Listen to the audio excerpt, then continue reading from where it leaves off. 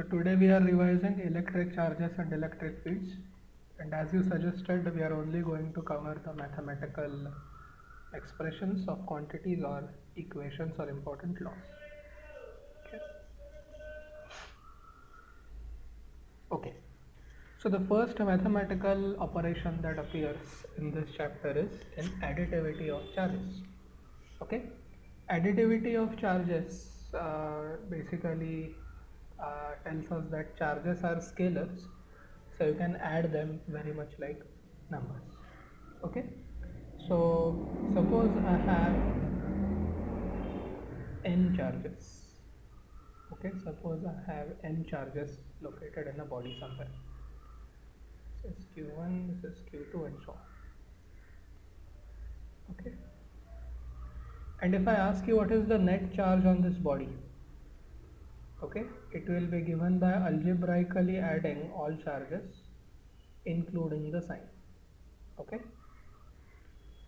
So see, that's the reason why our body as a whole, human body, is electrically neutral, because it has equal amount of positive charge and equal amount of negative charge. So the net charge on the body is 0. Okay, for example, in this case, if q1 were 1, q2 were negative 2,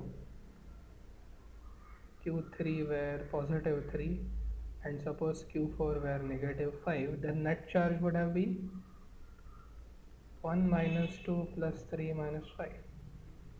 So 3 plus 1 4, 4 minus 2 2, 2 minus 5 is 3. Clear? Additivity समझ लिया? Now let me remind you where we require this property. We require this property in Gauss law. Okay, we need this in Gauss law.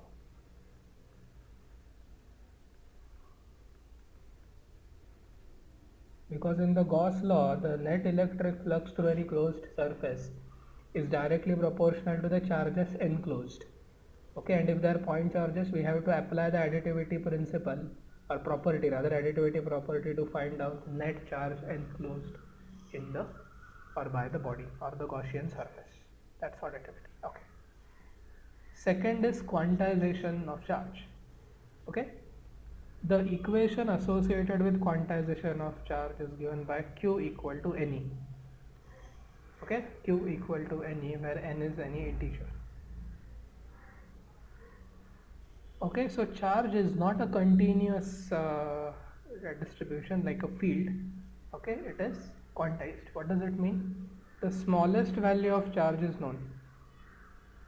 Smallest value which can be isolated. Okay, smallest value which can be isolated and is steady or stable, I would say stable, is E. Now I told you that protons or neutrons are made up of quarks which can have 2 by 3 of E or 1 upon 3 by 3 charge, but they cannot be isolated. So the smallest value which can be isolated is E, and all bodies or any other body if you take which possesses some charge, that charge, if computed carefully, will always be found to be a multiple of integral multiple of this. हे लक्षात आले quantization.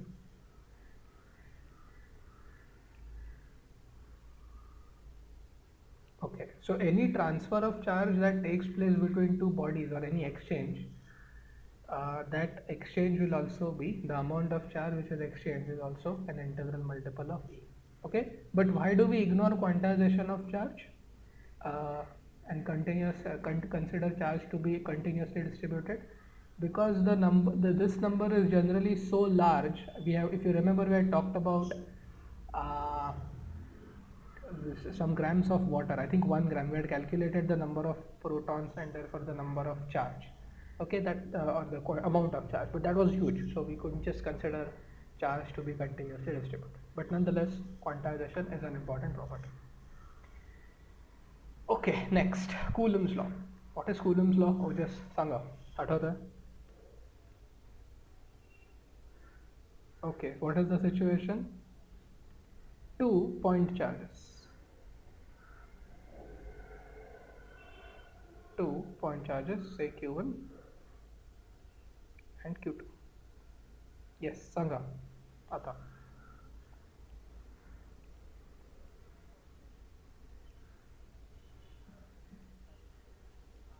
Yes.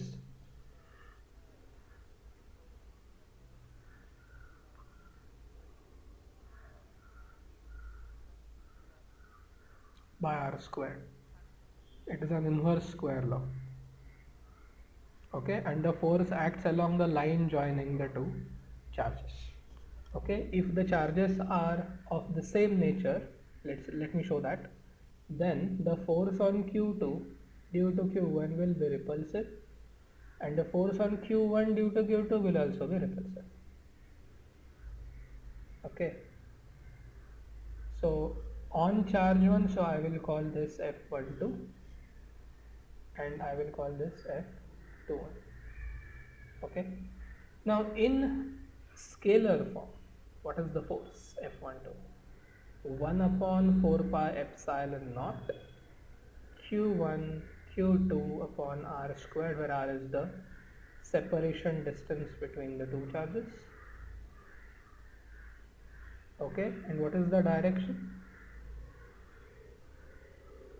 Direction is along the line joining Q1 and Q2. If okay, if Q1 positive, Q2 positive, or Q1 negative, Q2 negative, then repulsive. Any other case, attractive. बरोबर है.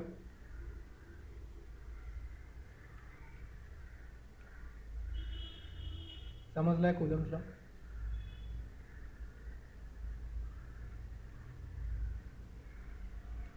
What is the value of 1 upon 4 pi epsilon naught?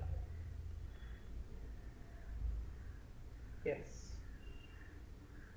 9 into 10 raised to 9 Newton meter squared per Coulomb squared. Okay, and what is the value of epsilon naught? 8.85 into 10 raised to negative 12 Coulomb squared per Newton meter squared. Okay, epsilon naught is called as permittivity of free space.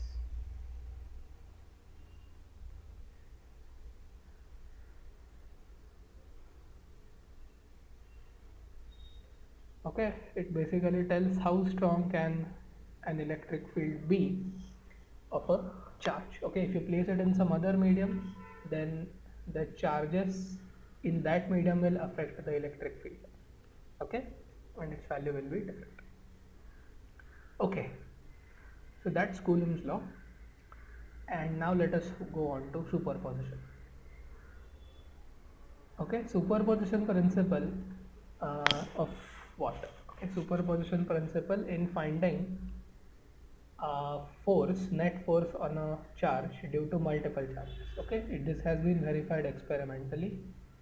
So suppose there are 4 charges, let's say Q1, Q2, Q3 and Q4. Suppose Q2 is negative, Q4 is negative, and suppose there is a location somewhere here, and let's say a positive charge Q5 is situated there. Okay, now the force on Q5 due to Q1 will be repulsive. Okay, so this will be F51 bar. Okay, then the force on Q5 due to Q2 will be attractive. Okay, will be attractive, F52.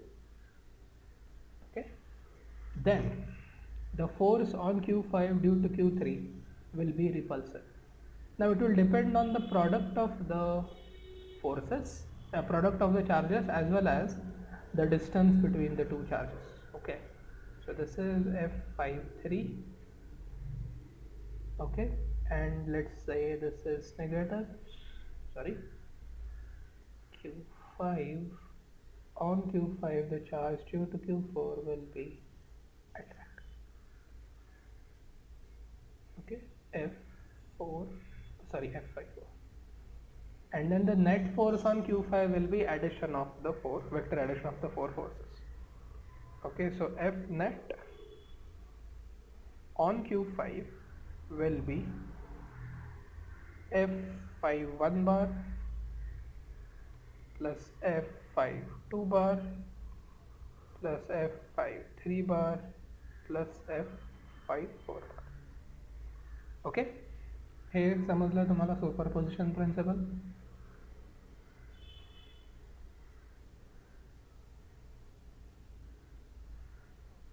Now I want to mention 2 points here. Point 1, superposition principle is not mere vector law of addition.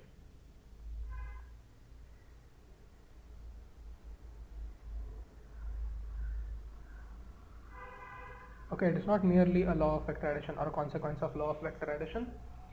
Okay, wait, should have said law of vector addition instead of vector law of addition.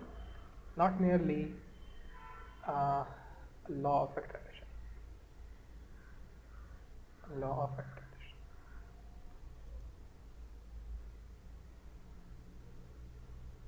Okay, it is a statement. Superposition principle also states that charge on, Coulomb force, listen to me carefully, Coulomb force between any two charges, okay, Coulomb force between any two charges remains unaltered, okay, remains unaltered if other charges are present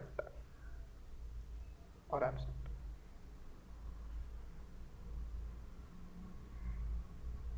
Okay, which means the force on Q5 due to Q1 will still be the same if no charges were present, or if only Q2 is present, or only Q3 is present, or Q4 is present, or many of them are present. Okay, so it's not merely a statement which tells you given the forces add them vectorially. That's true, you have to use the triangle law of parallelogram law, or if you are using component representation, then that IJK thing.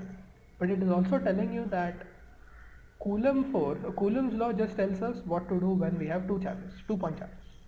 Superposition principle goes one step ahead and tells us that you have to apply Coulomb's law pairwise. But second thing is that if you take any two charges out of these, okay, that Coulomb attraction or repulsion between those two charges will remain unaffected by presence or absence of other charges in their surroundings. Is that clear? Yes? Have you understood this?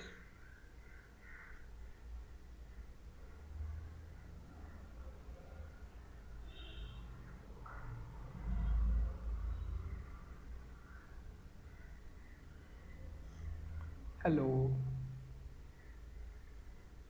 हाँ समझ लगा.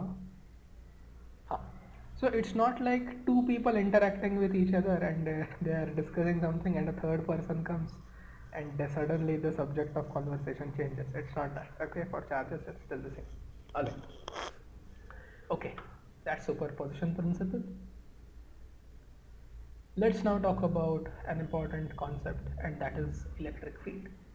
Okay, so I'll first tell you the expression for electric field, and then I'll tell you a few points about the significance of that. Okay, so what is electric field?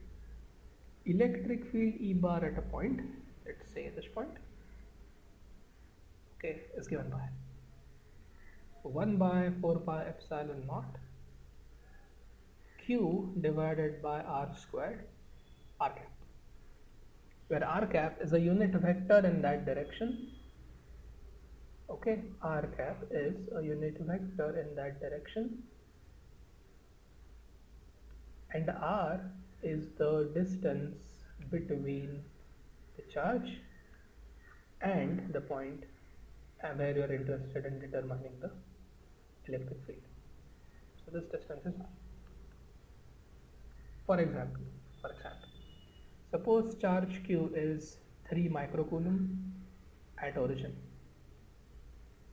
Okay, and suppose I want to determine the electric field at P, and P is situated where? P is situated at 1 comma 1, suppose. Okay, and then back. So what will the electric field be at this point?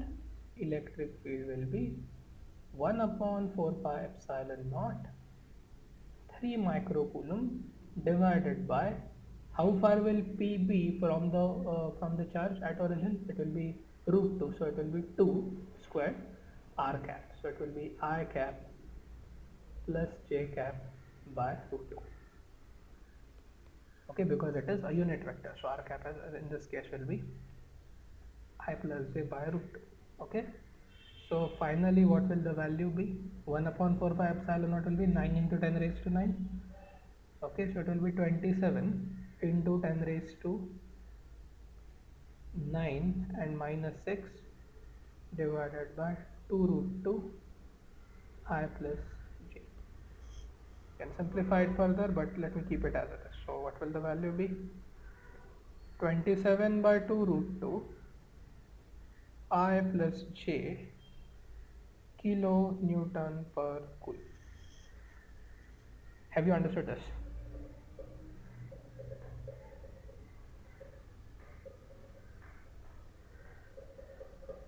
ओजस तुला कळालं हे? Okay. So the significance of electric field is, well, you know that electric field, if varying in time, can give rise to a magnetic field, and if magnetic field is varying with time, it can give rise to electric fields. Okay, so in that way also electric field is important, but at this stage, because generally we cover this chapter first and then the other chapters of electricity and magnetism or electromagnetism, we say that the idea of electric field is useful to explain action at a distance.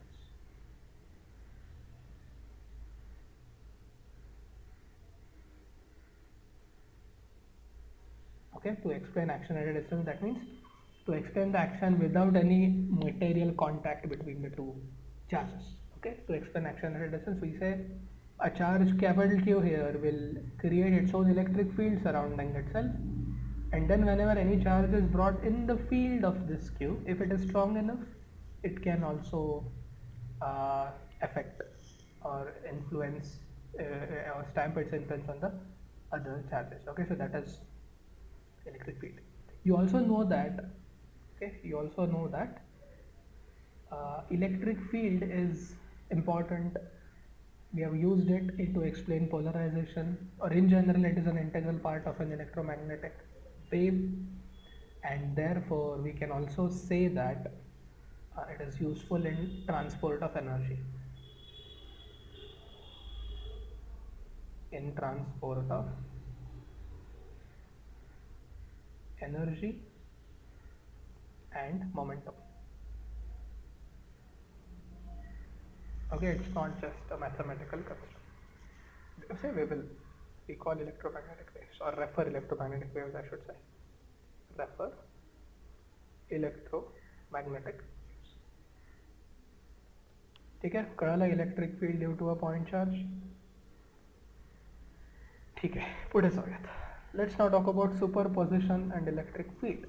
Now, just like superposition applies to Coulomb forces, it also applies to electric fields, it also applies to magnetic fields, it also applies to gravitational fields, and so on. Okay, so what does superposition tell us? This is a figure from your textbook. Suppose there are 4 charges Q1, Q2, Q3 and Q4, and we want to find out the electric field at P. Okay, suppose we want to find out electric field at P. It will be given by the vector addition of, it will be given by the vector addition of all 4 electric fields, which these charges will create irrespective of the presence of the other charges at this particular point. Okay, so I'll tell you what these arrows indicate. Okay, first of all focus on the one that I'm going to highlight in the red color. Okay, the arrow that I have highlighted in the red color, okay, E red bar, is actually the parallelogram law applied to the electric fields or electric field vectors at P due to Q1 and Q2. Okay, हे समझ लें.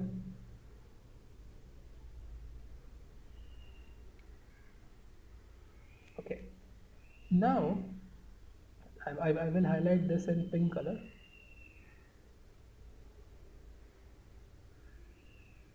This one. Okay, so this pink vector here,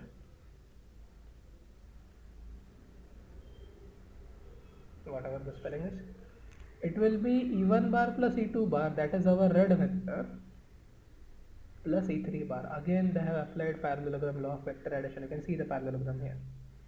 This is the parallelogram. Okay, and similarly, okay, this vector here, the pink one, when added with the vector E4 bar, will give rise to the final or effective vector. So that's CP.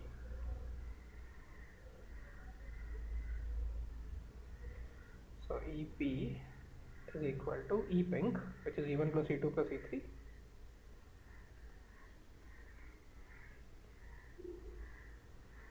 plus E4. Okay, everywhere in this figure they have applied parallelogram law of vector addition.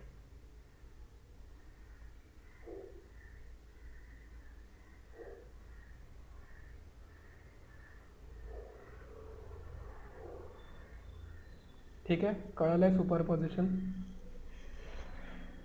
ठीक है. Okay, next quantity is electric flux. Okay, next quantity is electric flux. So electric flux is always associated with two things. Okay, it is always associated with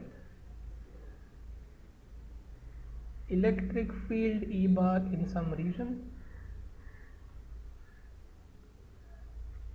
and an area A. Now this can be a real area or a hypothetical area.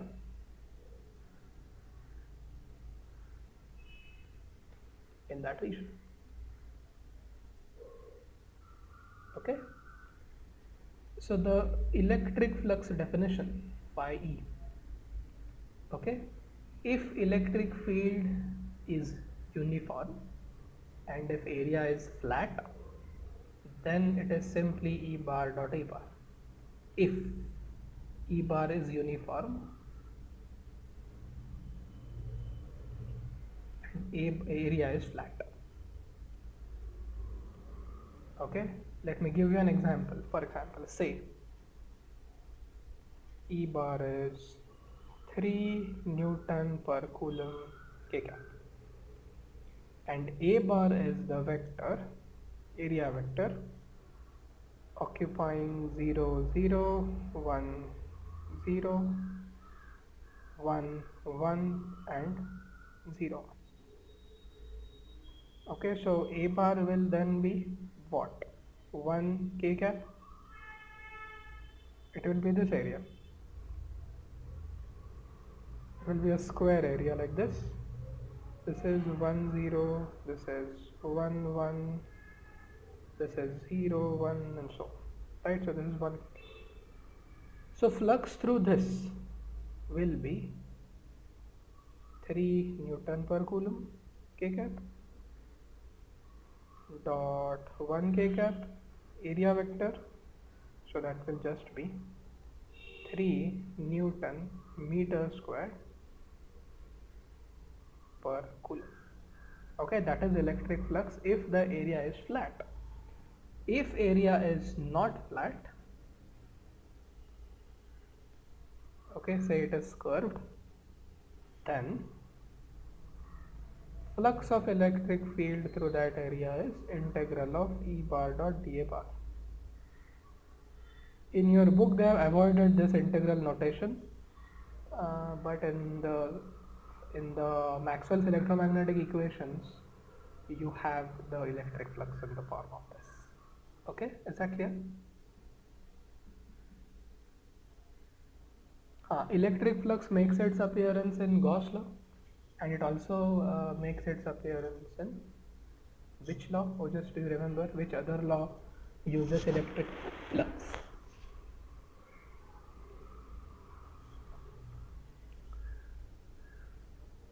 Phi E is, or phi E appears in Gauss law. In Gauss law, and the other one is what? Ampere Maxwell law.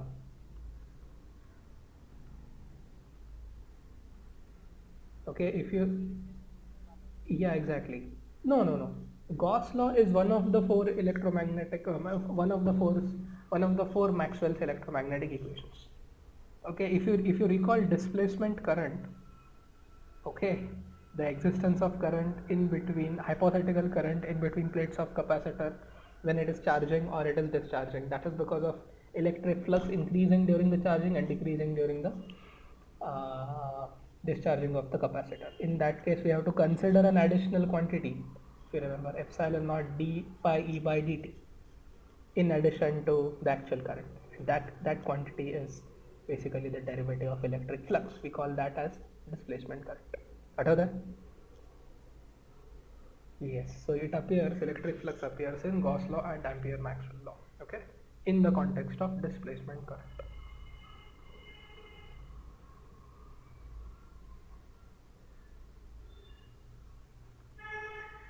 Okay, fine. So that's electric flux. Let's now move on. In your textbook, uh, Gauss law has not been directly mentioned after electric flux. They have first discussed an electric dipole. So I will also discuss electric dipole first. Okay, so what is a dipole? A dipole consists of two point charges equal in magnitude, opposite in nature, separated by a fixed distance. Separated by a fixed distance. That is an electric dipole. Okay. The first quantity associated with any electric dipole is P bar, called electric dipole moment. It is a vector quantity. What is the magnitude of that? Charge into distance. Okay, it is generally taken as 2a, where a is, okay, wait. Yeah, it is generally taken as 2a, where 2a is the length of the dipole. Okay, or okay, if you want, you can memorize it as charge into length. Charge into length. Okay, direction. Directed along, okay, or directed from negative q to positive q. Okay, from negative q to positive q. That is an electric dipole. Okay, now many molecules such as water are called polar molecules because by design, the way they form, the center of mass of their positive charge does not coincide with the center of mass of their negative charge. Okay, that makes water a very good solvent, especially for ionic solutions or ionic substance like sodium chloride. Why does sodium chloride or any other salt readily dissolve in water compared to other liquids? That's because water possesses an inherent or intrinsic dipole moment. It doesn't require an electric field for the production of that. Okay, so because of that dipole moment, the I would say that the salt ionizes. The sodium ions are attracted to what? The sodium ions are attracted to the negative charge, negative Q, the negative charge centers, and the positive and the chlorine ions, which are negatively charged, are attracted to positive charge centers. Hence, water is a good solvent. Okay, so the explanation as to why water is a good solvent can be assigned to the peculiar structure of the water molecule, making it a polar molecule with non-zero dipole moment. Well, under the influence of electric field, yes, okay, all dipoles will arrange themselves in a particular direction, in the direction of electric field. But in general, even without that, some molecules have non-zero dipole moment called intrinsic dipole. That's first quantity electric dipole. Okay, now in your book there are derivations. Okay, in your book there are derivations given for finding the electric field at two particular locations. The first is on the axis of the dipole, on the axis. Okay, on the axis means the line which joins the two charges is the axis. Okay, so this is the axis of the dipole. Okay, so the axial electric field when the point is too far away from the center of the dipole almost varies with inversely with cube of the distance. So E bar is 2 P bar upon 4 pi epsilon naught R cube. So roughly the magnitude varies inversely with the cube. Okay, unlike single point charge where it varies inversely with square of the reciprocal. Okay, that is for axial. So this is called as axis, and this is an equatorial plane. Okay, this is an equatorial plane. Okay, equatorial plane of the dipole, and you can pick any point on this. Okay, you can pick any point on this and find the electric field there. Okay, so the equatorial electric field is P bar divided by 4 pi epsilon naught R cube with a negative sign. So even here the electric field's magnitude varies inversely with cube of the reciprocal of the distance, or well, electric field at any point on the equator varies inversely with the cube of the distance. हे लक्षात आलं तुमच्या? Okay, fine. Where else do we use the word dipole moment? Yes, a current carrying loop also has a dipole moment, but that is not electric dipole moment, that is what we call magnetic dipole moment. Okay, so what is the SI unit of electric dipole moment? Coulomb meter, not centimeter, that's coulomb meter. Okay, coulomb is for charge and meter is for the length. Okay, fine, that's electric dipole. Next expression, torque on a dipole in uniform electric field. Okay, torque on a dipole in uniform electric field. Point 1, force on charge q will be q E bar. Okay, remember this, whenever a charge is kept in an electric field it will experience a force given by q E bar. Okay, a charge into electric field at that point. And what is the force on negative q? Force on negative q will be negative q E bar. Okay, so net force is 0. F net is null vector because the field is uniform. But is the net torque 0? No. The net torque tau is equal to, okay, P bar cross E bar. Okay, that's the formula. The torque acting on a dipole is P bar cross E bar, where P bar is the electric dipole moment and E bar is the electric field. Okay, fine. So this expression is valid even if the field is not uniform. Okay, and we have a similar expression.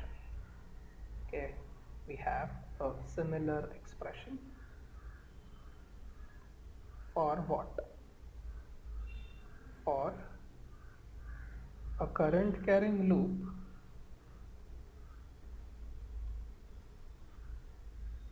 or a bar magnet in external magnetic field. What is that expression? Tau bar m bar cross p bar, where m bar is the magnetic dipole moment and p bar is the magnetic field. आठवता है?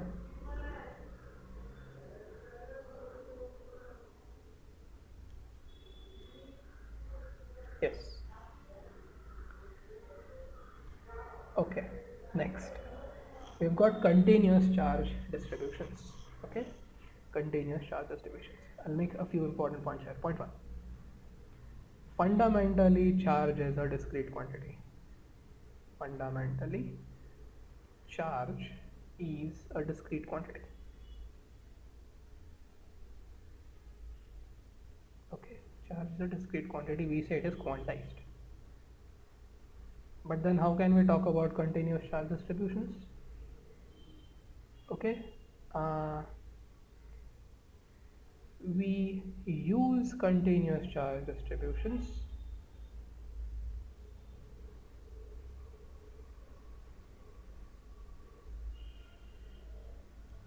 because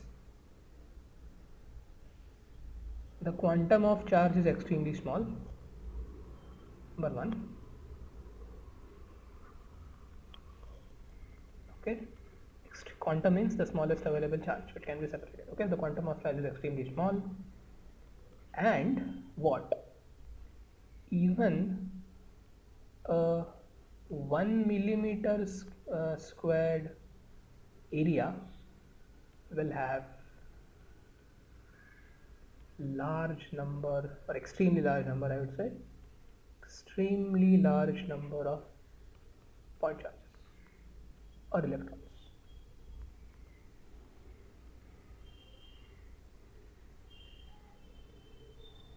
on it. Therefore, the assumption of continuous charge distribution is reasonable. It is an assumption, let me tell you, because charge is fundamentally quantized. Okay, therefore the assumption of continuous charge distributions is reasonable at our levels, at macroscopic level or levels.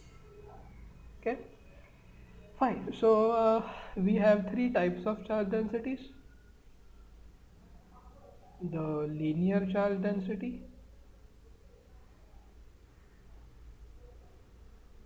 measured in coulomb per meter. Then we have surface charge density, how much charge is there per unit area. And then we have volume charge density, which tells us how much charge is there per unit volume. Okay, where do we use these? We use these in standard cases of Gauss law applications. Okay, we use them in three standard applications of Gauss law.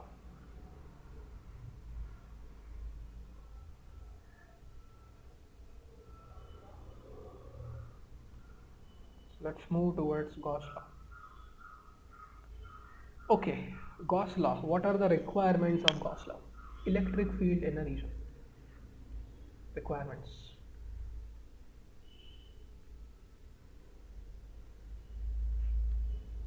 Electric field in a region. Number two, a closed area or a closed surface in that region.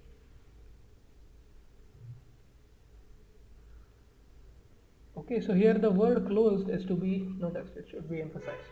Okay, it should be closed. For the definition of electric flux, okay, for the definition of electric flux, you don't need closed surface, you just need a surface.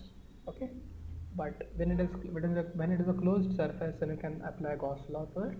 And what is the statement of the Gauss law? The flux of electric field through this closed surface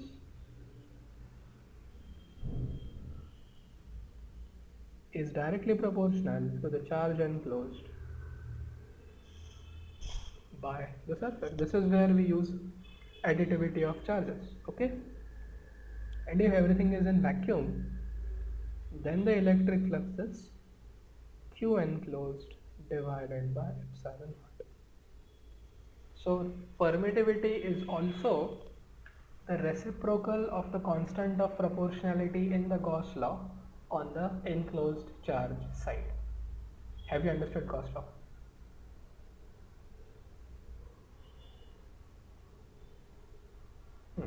Where is Gauss law useful in determination of electric field? It is useful when symmetry prevails. Useful in evaluating electric field in a region where symmetry prevails.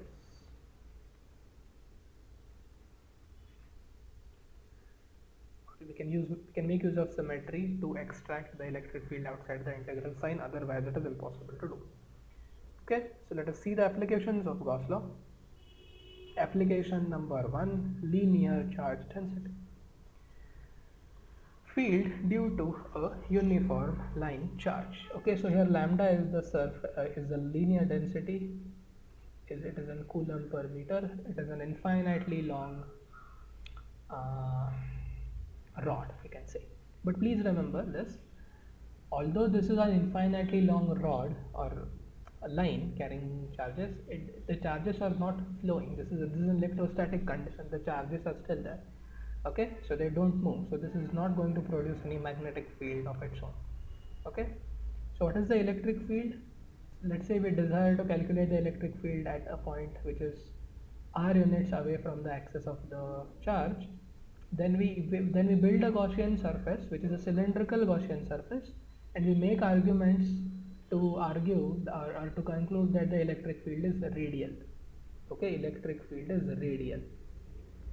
Okay, and its expression is lambda by 2 pi r epsilon naught. We have derived it in our regular class, so you can refer to that. And we here make a note of this, that electric field's magnitude is inversely proportional to r. Okay, so for a point charge, electric field varies inversely with square of r. For a dipole, on its axis as well as on its equator, the electric field varies inversely with cube of r if the point is far away from the dipole, and in the case of a uniform line charge, electric field varies with r itself inversely. Okay, electric field varies inversely with r. Okay, that's the first case, uniform line charge. Number 2, field due to uniform surface charge. Again, we use continuous charge distribution here, and we are also considering that the sheet that we have is infinitely long. We again use symmetry, and we arrive at the conclusion that the electric field is uniform, first of all, on either side, but there exists a discontinuity in between, because you can see that the electric field is changing its direction. Okay, electric field is changing its direction, but more importantly, it is uniform. Electric field is uniform. Okay, on either side of the sheet. In this case, okay, sigma is the surface charge density, which will be measured in coulomb per meter square. Surface charge density, and the electric field is given by E is equal to sigma by 2 epsilon, which is uniform and directed away from the sheet, normally away from it, normally away from the sheet,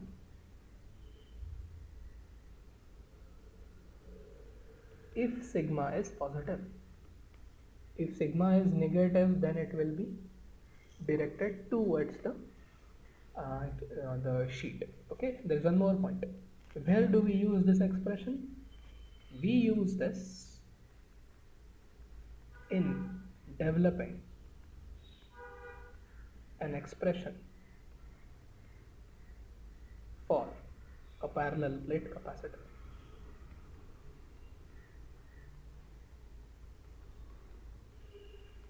Which expression? Capacitance C given by epsilon naught A by D. आठवता है?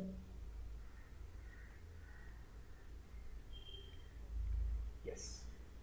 Last part. Field due to a uniformly charged thin spherical shell. Okay. If we consider any location inside, then you can apply the Gauss law, and because no charge is present inside under electrostatic conditions, the electric field inside is zero. We use this in electric shielding. If you want to protect, your device from stray electric fields, or for that matter any electric field, external electric field, then you must keep it in a cage. Okay, and you have to place everything inside. That's called electric shielding. Okay, and if you are outside the shell, then you have to consider the whole spherical shell to be a point charge situated at O, because you see here again this is surface charge density, it is uniformly charged, so the total charge present on this surface will be the total surface area into surface charge density. So that's 4 pi r squared sigma.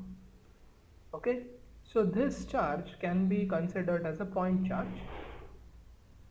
Okay, this charge can be considered as a point charge situated at the center of sphere or shell. Because if you compare this expression with the one that we wrote here for electric field due to a point charge, okay, here,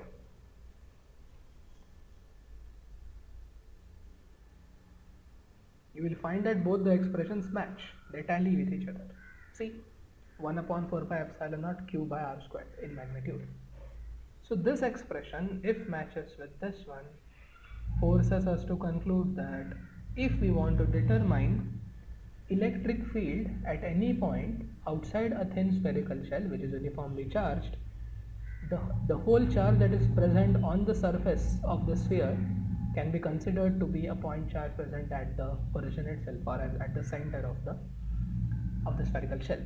Okay, and then this is the total charge, 4 pi r squared into sigma, where a capital R is the radius of the shell.